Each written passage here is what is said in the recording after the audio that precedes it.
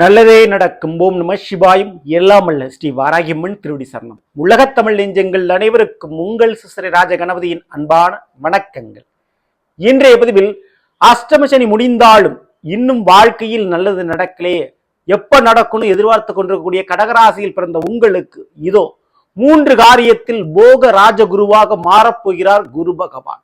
குரு பகவானுடைய பயிற்சியின் மூலமாக உங்களுடைய வாழ்க்கையில் நடக்கப் போகின்ற 3 நல்ல விஷயங்கள் இன்றைய பதிவுல அதை பத்தி தான் பார்க்க போறோம். குரு பயிற்சி பலன்கள் கடகராசியில் பிறந்த உங்களுக்கு எப்படி இருக்க போகுது பார்த்து விடுவோம். ஸோ பதிவிட முழுமையா பாருங்க. மேலும் நம்ம சேனல்ல ஏற்கனவே சனி பயிற்சி பலன்கள் பதிவிட்டாச்சு, பார்க்காதவங்க சேனலை பாருங்க, கண்டிப்பா உங்களுக்கு பயனுள்ளதாக இருக்கும். மறக்காம நம்ம சேனல் சப்ஸ்கிரைப் பண்ணிட்டு கூட பெல் ஐகான் பிரஸ் பண்ணிட்டு பக்கத்துல ஒரு ஆல் என்ற ஆப்ஷன் தவறாம செலக்ட் பண்ணி வச்சுக்கோங்க. அப்படின்னா நான் பதிவிடக்கூடிய அடுத்தடுத்த பதிவுகள் உங்களுக்கு உடனுக்குடன் நோட்டிபிகேஷனாக வந்து சேரும்.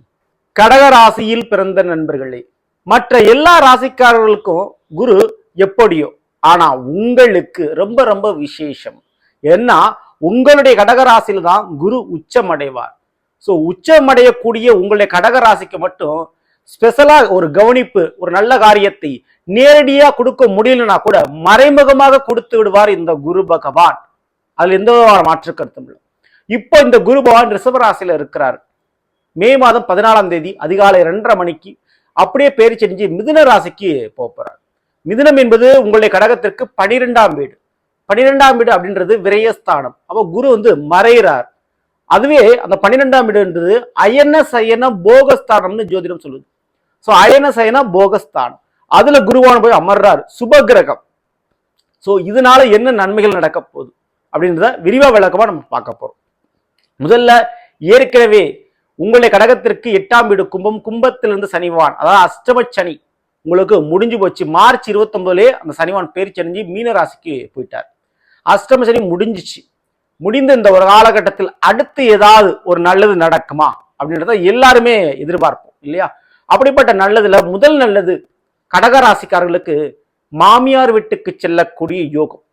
ஆமாங்க, பெண்களாக நீங்கள் பிறந்திருந்தால் திருமண வாழ்க்கையில் உங்களுக்கு ஒரு திருப்தி இல்லை, திருமண வாழ்க்கையில தடை இருக்குது, திருமண வாழ்க்கையில் ஒரு பிரச்சனை இருக்குது அப்படின்னா அந்த பிரச்சனை சரியாகும். மாமியார் வீட்டில் இருக்கக்கூடிய பிரச்சனைகள் சரியாகும். இன்னொன்று, திருமணமே ஆகாதவர்களுக்கு திருமணம் நடந்து மாமியார் வீட்டுக்கு செல்லக்கூடிய, புகுந்த வீட்டுக்கு செல்லக்கூடிய பாக்கியம் கிடைக்கும். அதுவே ஆண்களாக இருக்கின்ற பட்சத்தில் கண்டிப்பா வாழ்க்கை துணை வழியில் சொத்துக்கள் கிடைப்பதற்கும் அல்லது வெளிநாடு யோகத்திற்கும் வாய்ப்புண்டு.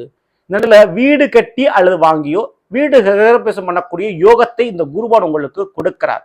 சரிங்களா? அயன சயன போகஸ்தான். இந்த சயனம்னா தூக்கங்க. நம்ம நிம்மதியா தூங்குறது நம்மளுடைய சொந்த வீட்டுல தான் இல்லையா? நம்ம சொந்த பந்தங்கள் இருக்கக்கூடிய இடத்துல தான் இல்லையா?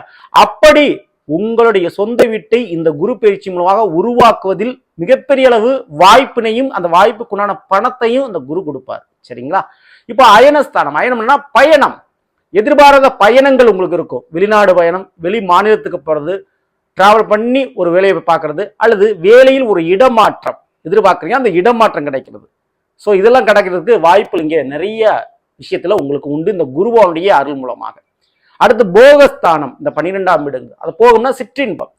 அப்போ திருமண வாழ்க்கையில் ஒரு திருப்தி இல்லை, குழந்தை பாக்கியம் இல்லை, இந்த குழந்தை பாக்கியம் பெறதுல ஒரு சிக்கல் இருக்கு, ஒரு தடை இருக்கு, உடல் குறைபாடு இருக்கு அப்படின்னு இருக்கக்கூடிய அந்த உடல் குறைபாடு சரியாகும்.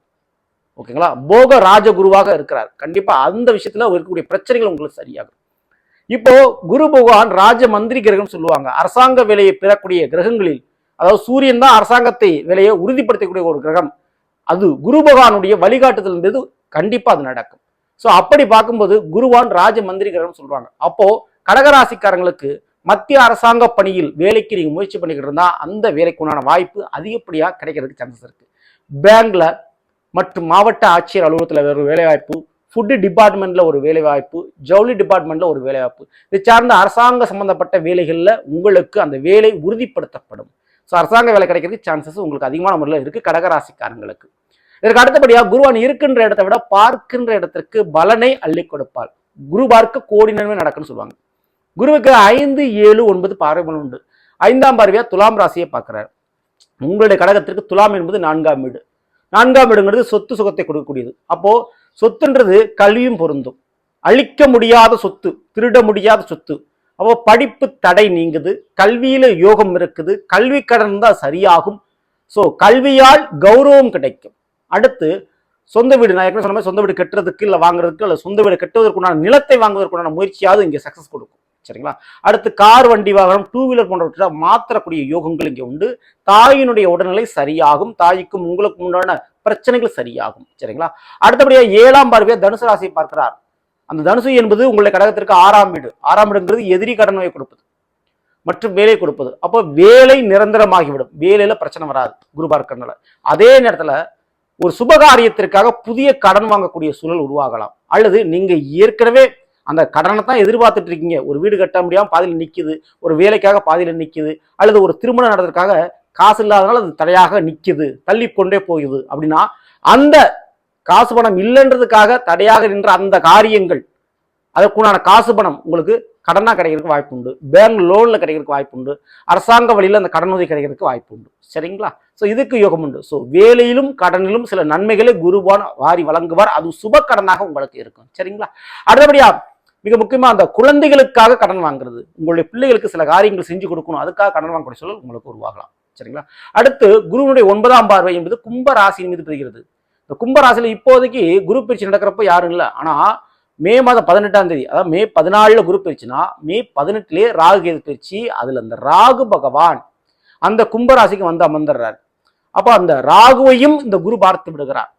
அப்போ கடகராசிக்காரங்களுக்கு 8ஆம் வீட்டுல கும்ப ராசியில ராகு அமர்றார். அந்த 8ஆம் வீட்டை குருவும் பார்த்துடுறாரு. ஸோ அஷ்டமத்தில் இருக்கக்கூடிய ராகு உங்களுக்கு தவறான வழிக்கு, தவறான பாதைக்கு இழுத்து கொண்டு போகலாம். ஆனா குரு பார்வை நடக்கிறதுனால ஸோ சில பேத்துக்கு, கடகராசியில் பிறந்த சில பேத்துக்கு குறுக்கு வழியில் சில பண லாபங்கள் கிடைக்கலாம். அதிரடியான திருப்பங்கள் உங்களுடைய திருமண வாழ்க்கையில் ஏற்படலாம். சில பேத்துக்கு ஏற்கனவே ஒரு வம்பு வழக்கு, கோர்ட்டு கேஸ் பிரச்சனை, ஒரு தகராறு, குடும்ப ரீதியான பிரச்சனை போய்கொண்டிருக்கும். இது என்னைக்காவது முடிஞ்சிடாதா அப்படின்னு எதிர்பார்த்துட்டு இருப்பீங்களா? அதனுடைய முடிவு, தீர்ப்பு இந்த குரு பயிற்சியால் உங்களுக்கு கிடைக்கும். ஸோ தகராறுனால ஒரு லாபம் இருக்குது அப்படின்னா அது இந்த வருஷம் நடக்கும்.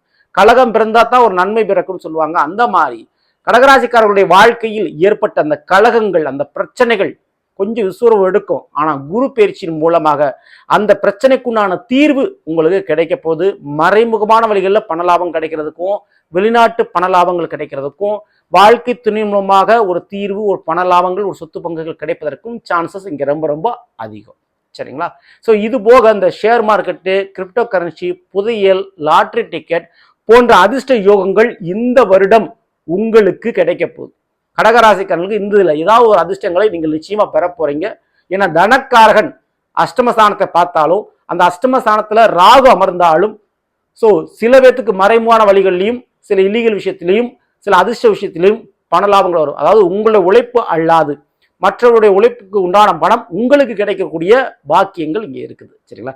இந்த ஒரு நேரத்தில் நீங்க என்ன பண்ணலாம் அப்படின்னு கேட்டீங்கன்னா, பௌர்ணமி தினத்தன்று காளிகாம்பாள் அல்லது ராஜராஜேஸ்வரி போன்ற பெண் தெய்வங்களை வணங்குவது மிகச் சிறப்பான முறையில் உங்களுக்கு நன்மையை வாரி வழங்கும்.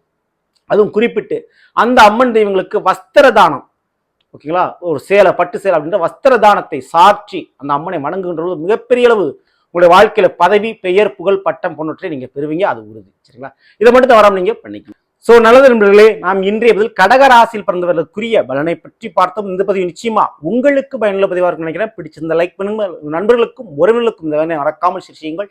இதுவரை நம்முடைய சேனலை சப்ஸ்கிரைப் பண்ணாம இருக்கும், சப்ஸ்கிரைப் நீங்க கொடுக்கிற பெல் ஐகானை பிரஸ் பண்ணிட்டு பக்கத்தில் ஒரு ஆளுன்ற வசதி தவறாமல் செலக்ட் பண்ணிச்சுங்க. மேலும் அடுத்த சந்திப்போம். நன்றி, வணக்கம். நல்லதே நடக்கும். நம சிவாயும். எல்லாம் வல்ல ஸ்ரீ வாராகியம்மன் திருவடி சரணம்.